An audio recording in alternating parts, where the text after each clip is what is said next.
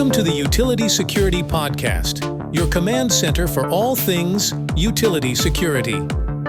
From power plant warriors to grid guardians and even curious citizens, this podcast is your essential briefing on keeping up to date with knowledge and insights for securing our nation's utilities. Expert intel through interviews with security chiefs, tech wizards, and policy shapers. Tune in as we explore the latest vulnerabilities, industry best practices, and inspiring stories of resilience from the frontline heroes keeping our grids secure. Welcome to the Utility Security Podcast. In this episode, we'll be discussing the topic of drones and how to best detect them. I'm here with Leo McCluskey from Echodyne. Welcome, Leo. Before we get started, can you tell our listeners a little bit more about yourself?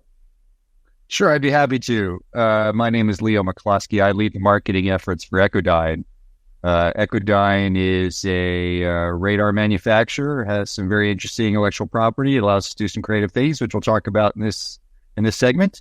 My background has been in large networks and putting things together in unusual ways. So looking forward to having this conversation with you. I'm so happy to have you here to talk about this topic because I think it's a very important one.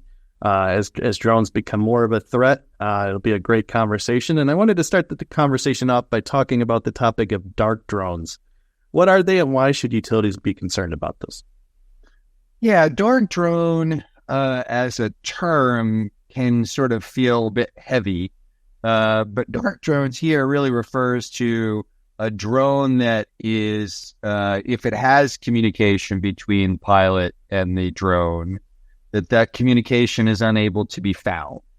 And so, for example, you could have a dark drone, if you will, that's using a 4G SIM card, because once you're in that licensed spectrum, there are no tools that the public can use or even private companies can use that would allow you to peer into licensed spectrum and, licensed services and understand that data. So dark has a very broad connotation from things that are not communicative, that are really you would expect a really bad actor to be able to organize. But also, a dark drone could be something as simple as, little Johnny got his toy and he learned how to change the communication a little bit from a YouTube video. Now, all of a sudden, the tools that are out there can't see it. And so I think that really just points to the challenge that, the drone problem is not singular, that there's a lot of vectors that this problem can take. And so from a security perspective, how we think about drones and how we assess the risk for the area that we're trying to secure become really pivotal in that consideration. I'm glad you bring some of those points up about the ease of sort of converting and changing up the way drones typically operate and how it's not a high barrier to get over. And we've seen a lot of conflicts all over the world rise in turn in the use of drones that are weaponized or modified in a variety of ways to attack utility facilities. From what we've seen be reported, pretty low cost, easy stuff to do. Sometimes it makes its way out onto the internet, and copycat instances are therefore going to be a little bit more likely.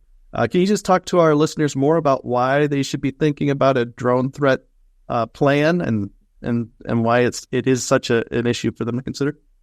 Yeah, I think the challenge we're seeing play out in the military space has a lot to do with the economics of the equation. So you've got drones that might cost $50,000 for a large one and $10,000 for a small one are being taken out by $500,000 and $1 million missiles, and so the economics of the equation are terribly asymmetrical. And so a lot of the work there is how do we get to a symmetry between the cost of taking something out and really there's an equation that we're starting to play around with, which is the cost, the risk of success or the chance of success divided by the cost of the counter equipment that one has to put in.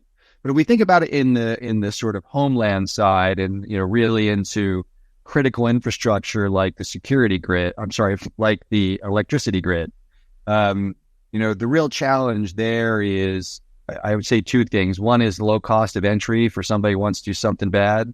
And two is YouTube University. One of the things we've seen come out of the Russian war in Ukraine is the speed at which the Ukrainians and Russians are adapting drones and the inexpensive ways that they're adapting drones to be able to deliver lethal payloads or even just crash into something in a way that causes mayhem. And so, what we see and what we've talked with others about is, that we've seen folks responsible for Homeland Security in the United States really be monitoring sort of internal channels of disaffected persons on the right or the left, and they're all talking. They're learning from Ukraine, and what we're seeing in terms of the Russian tactics about using drones to go after the infrastructure in order to go after the morale of the citizens. That can be repeated in the homeland fairly straightforwardly, I'm afraid. And so, when we look at around the world, we see templates for what can happen here, and then we look at the barriers to that happening here, and they're all quite low, which is the real risk.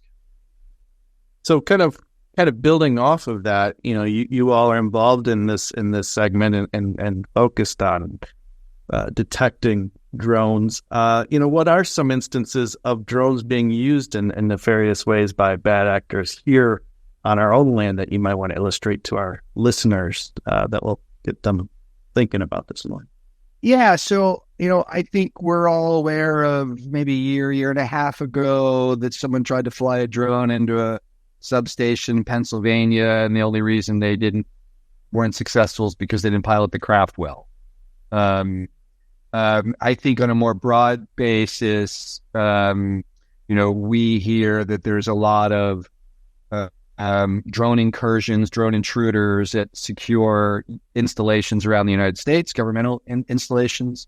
And I would say, really bringing it home, we see it at prisons. I mean, if you look at in the news at what drones are doing to prison security, it's tough. A drone flies over, drops a tennis ball that blends in with the ground, or a basketball that blends in with the other basketballs on the court, and it's loaded with contraband. And so, it's and what's even more important, or more interesting, I should say, is, 2 years ago when that prison problem started, all of those drones were communicative, meaning you could take a RF tool, radio frequency tool, and be able to find that drone in the sky and then take some action if you could. And 2 years later, they don't see any of them anymore off of those same tools. And that's just how quickly the bad actors have been able to adapt their techniques and tactics in order to get around the security things that are being put in place. So it's a real spy versus spy sort of game going on here, unfortunately, with really bad consequences. So you're bringing up kind of the challenges of finding a solution, and that transitions to my next question here. And I'm going to kind of shamelessly plug our own publication, Utility Security, because in our March issue, we had drone security expert Bill Edwards on. He really emphasized the approach of a drone detection solution being a layered one that includes RF radar, cameras, and more. And I wanted to ask you if you could talk more about what is the best practices or the most effective solutions for utilities to consider when they're implementing a drone detection solution. Yeah, well, first up, by talking with Bill Edwards, Utility Security magazine is doing a great service to its readers. He's a very well-informed guy and really knows the space well. So good on you for speaking with Bill. And Bill, he's spot on, right? I mean, there is no answer. There are technologies that one can apply to create an answer that's best for your environment. There's an old saying in the airport industry that when you've seen one airport, you've only seen one airport, and that you can't take one and apply it to others. And I think for security, that's really an important point, is that what I do to secure this facility is going to be different what I do to secure that facility. And it's going to have a lot to do with what's nearby, what's around me, what I have access to, what the terrain looks like, all sorts of things that go into that planning. But, we make a radar, and I would suggest that radar plus optical becomes your sort of baseline because radar will pick up everything that moves in the airspace and be able to zero in on it. And if you have a good radar, it'll be able to slew your optical. And so that optical follows it around in the sky, giving you smooth panning, which means you have eyes on object. And if you're following the security protocol around OODA, then you got to get your eyes on the object in order to be able to take any further steps. And so, we like the chance to talk about how that brings the security team right front and center to be able to follow that object in the sky. But there are acoustic sensors out there. They're really getting a lot of interesting play right now, given that they'll pick up all sorts of sounds in the background. Depends on where you put them relative to your ambient RF noise, but they're an awfully good sensor. We've seen some really interesting things at RF sensors and spectrum scanners, actually, not in terms of the library tools, but more spectrum scanners. We're doing some pretty clever things. But it really is an all hands on deck sort of problem here. And any person that walks up and says, all you need is this blue box here, is really taking you for a spin, because it's radars, it's cameras, it's RF sensors, it's acoustics. And really what's most important is the software that knits that together into something that the security operators can manage and that feeds into the video management system. So your event recording is taking place that you probably already built in for all of your ground security layers. And so how you integrate that airspace piece in with all of those sensors into the ground security, so you get single pane of glass, same sort of management system across all that, becomes really an important part of that consideration too. Okay. You might have already kind of answered this question with this last answer you gave, but I'm going to ask it just in case there's some other context that wasn't illustrated. If there are some utilities that are looking to put some of this technology to use, but perhaps their budget dollars are a little bit more limited, do you prioritize one technology over another versus, kind of which ones would you go with first? I know you kind of answered a little bit, or is there any other factors to consider when you're... Yeah, this is the $64 million question, I think, actually. There's a lot to consider here. At an event last week, someone from the National Security Council posited that it's very likely the administration or Congress and the administration will produce a sort of a list of approved equipment that can be used, because the challenge here is not necessarily detection and tracking. There are tools out there that the security personnel can turn to, and I'll come back to answer the question more directly in a moment, that they can turn to from a sort of de minimis deployment in order to be able to start understanding what's going on. But then transitioning that into something that's actionable data that I can do anything with is sort of the problem today. The only action one can take today is to call law enforcement professionals and ask them to come and try and make some intervention, because as critical infrastructure, you're prohibited from interfering with anything in the airspace.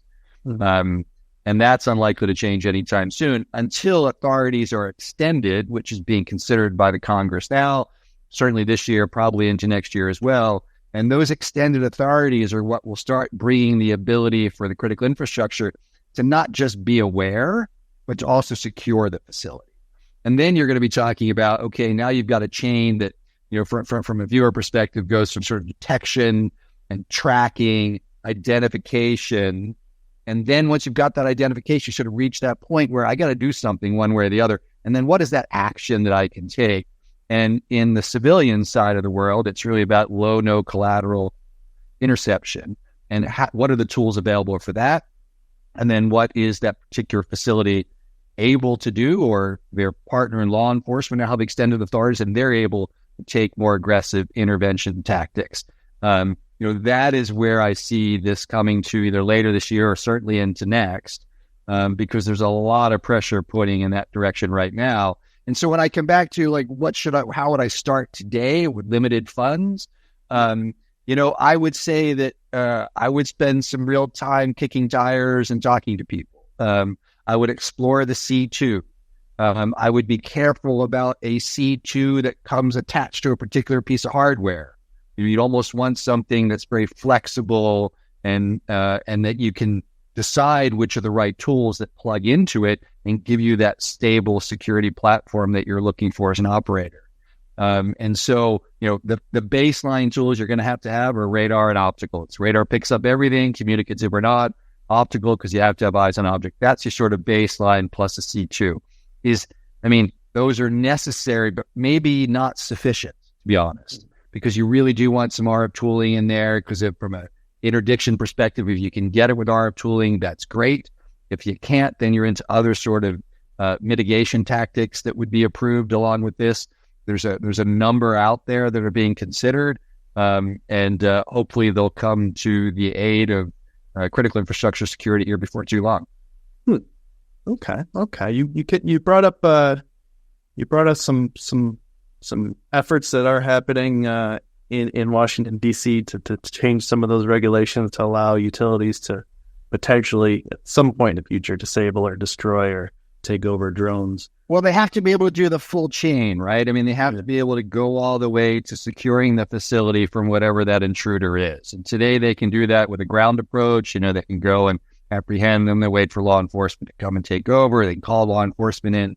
And we need that same sort of way for drones to happen. Drones are a bit more problematic because they're quite tiny. I've seen people use, and these are very experienced military professionals, using guns, whether rifle or handguns, hit the drone 3-4 times, drone keeps flying. So we need some way to assure that once we can get at the drone, that we can mitigate the drone and bring it safely away from wherever harm may be. But that'll come. It's hopefully it'll come faster than a bad incident, but it's certainly gonna come. I've seen, I've been following this landscape for some years now, and I would say that the sense of urgency I've heard from not only industry but government professionals in particular is as high as I've ever seen it. So I'm sort of optimistic that we're on the road to putting in place the right sort of laws and legislation that will allow critical infrastructure owners and operators to work with law enforcement to secure that facility so that they can operate with a sense, of ongoing concern, which also means that the communities nearby are fine and can continue to enjoy the American way of life. Thank you for that. I'd like to wrap up every interview by asking a crystal ball question, which is to kind of use your crystal ball and look into the future, 5-10 years from now. You brought up the topic, maybe, the FAA regulations are changed and utilities can do some things to get rid of drones that are entering into their space. Where else do you see technology changing or any other sort of things that might change the impact drone detection and response? Yeah, in some ways, I think we could learn a lot from what happened after the tragedy of 9/11, 2001. And, when I look at that terrible event, we took the United States and really the world took a multi-billion-dollar industry and sat it on the tarmac for a week. In the drone space, that's not a multi-billion-dollar industry. So if they sit it for months, who's really going to care? So that's the thing we don't want to have happen, is that sort of risk. But what we learned from that, though, is that government has to play a role here. And so there are the Security Act and a number of other features of government are how, if you are at risk of counterterror, you can apply for government funding, government co-funding in order to be able to secure that facility from terrorism. A drone is a flying IED, so it's really a form of terror. And I think Russia's proving that dramatically in Ukraine. And so, we sort of crystal ballish, we would see that the drone piece sort of slots into the counter-terror framework with extended authorities that allow you to interdict something in the sky, which is completely illegal on everyone's behalf today. And I think that, it sounds simple, but I would say that the biggest thing over the next 5 to 10 years, frankly, is getting the good drones into the air. It's a little hard to contemplate getting authorities to take bad drones out of the air when we don't have the legislation that puts good drones in the air, if you follow me, right? So, I would love to see security professionals have the ability to very quickly put in place like a drone in a box, where it's a drone that does perimeter patrolling around that facility and then comes and lands and recharges. And you've got 2 of them. They do it off sync so you can charge each time. And that's really challenging for utility industry today, or really any industry today, is to get that beyond visual line of sight waiver in order for it to fly around.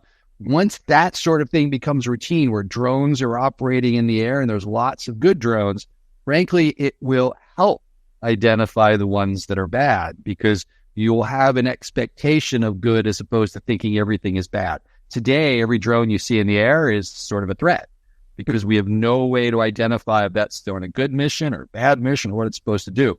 And so, I think over the next 5-10 years, getting that drone industry in place, good regulations, good services, ground station services that are looking at the airspace, then that data becomes available, well, not just to the operators of big drones, but to law enforcement and security professionals as a supplemental data service relative to what's going on in their airspace. So now if you're a security utility or utility security professional, when you're thinking about what's happening near my substation, near my power generation plant, near my rights of way and power lines, you have other data sources that show drones in the air, and they're supposed to be there, and they're identified, and that you can identify them as good drones.